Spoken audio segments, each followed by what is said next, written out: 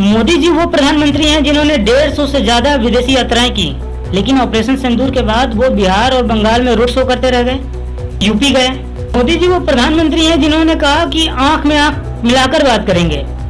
अचानक उनकी आंखें बिहार की तरफ क्यों मुड़ गई? क्योंकि अमेरिका ने कहा कि हमने सीज फायर कराया, लेकिन मोदी जी का इस पे कोई रिप्लाई नहीं आया। हम तो विपक्षी दलों की एकता चाहते हैं, लेकिन हमको व्यक्तिगत कुछ नहीं चाहिए।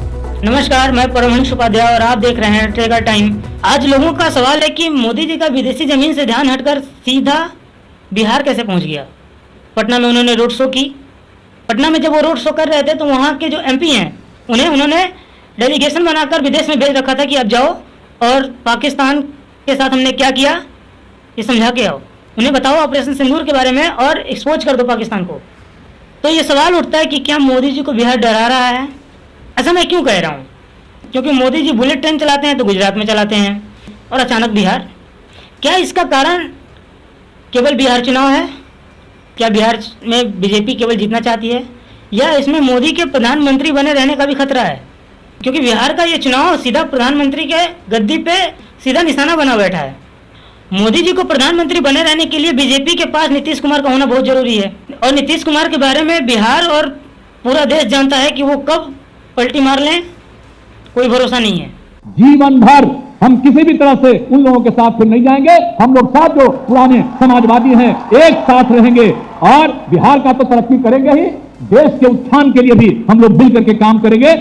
और शायद इसीलिए बीजेपी ये चाहती है कि बिहार में हम इतनी सीटें जीत पाएं कि हमारे बिना मुख्यमंत्री बनना आना असंभव हो जाए, और बिहार का मुख्यमंत्री नीतीश कुमार को बना दिया जाए और 5 सालों के लिए अपना केंद्र में प्रधानमंत्री की सीट फिक्स कर ली जाए।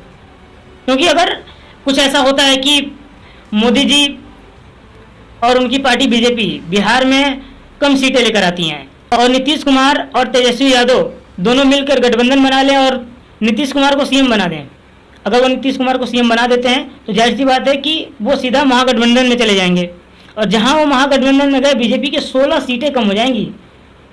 जैसे मैं 2024 का आंकड़ा बता देता हूं कि बीजेपी जो है 240 सीटें जीत के लाई थी, बाद में उसने महाराष्ट्र में 1 सीटें बढ़ाई, लेकिन उसके पास बहुमत के 272 के जादुई आंकड़े नहीं थे, और नीतीश कुमार से गठबंधन कर करके बीजेपी ने केंद्र में सरकार बनाई।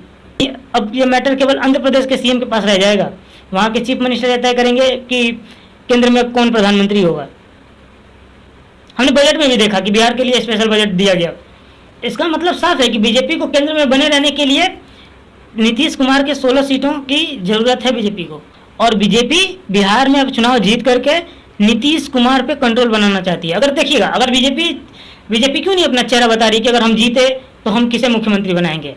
कारण साफ है कि नीतीश कुमार को ही मुख्यमंत्री बनाना है। अगर बीजेपी बहुमत से भी जीतती है, बीजेपी का कहा जाए तो एक तरह से जरूरत बन जाएगी कि नहीं, नीतीश कुमार को ही मुख्यमंत्री बनाया जाए। बिहार विधानसभा चुनाव में मुख्यमंत्री पद की कोई वैकेंसी नहीं है। मौजूदा मुख्यमंत्री नीतीश कुमार जी ही चुनाव परिणामों के बाद प्रदेश के मुख्यमंत्री बने। आया ना, अभी देखा आपने, चिराग पासवान ने साफ साफ कहा कि बिहार में सीएम पद की वैकेंसी नहीं है, सीएम पद तो केवल नीतीश कुमार के पास है। ये किस लिए कहा? ये इसीलिए कहा क्योंकि बीजेपी और वहाँ की पार्टियां जानती हैं कि अगर बीजेपी को केंद्र में बना रहना है तो नीतीश कुमार की जरूरत पड़ेगी, और नीतीश कुमार सीएम पद से कॉम्प्रोमाइज नहीं करेंगे। वो चाहेंगे कि हम सीएम बने रहें और बीजेपी के साथ उनका गठबंधन बना रहे।